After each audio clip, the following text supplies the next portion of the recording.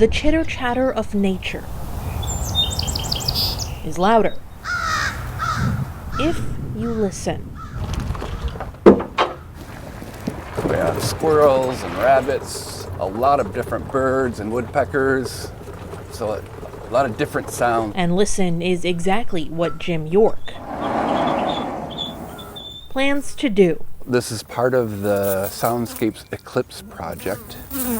A simple setup to get a glimpse of how wildlife's conversations change during this celestial event. I'll come out here on Saturday and set the device up to record 2 days ahead, the day of the eclipse on the 8th, and then 2 days after. After that, we collect the sound card and just send it back in. Catching the birds and the bees, and whatever else decides to fly, crawl, or splash by.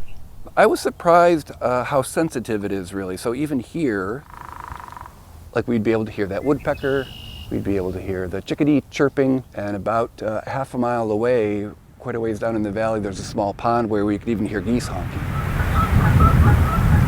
A modern method to recreate an experiment started 100 years ago.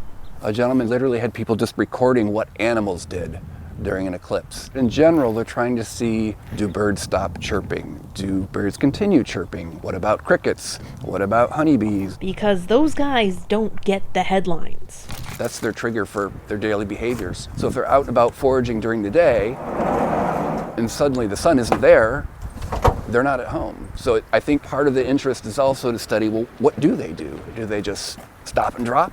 Or do they try and slowly make their way back? Or do they completely lose their orientation? It's something people will track throughout the path of the eclipse. It will be interesting to kind of see what happens in the Midwest versus what happens in New York, because the weather is very different, right? So the response to nature is likely to be very different. So when darkness falls, listen.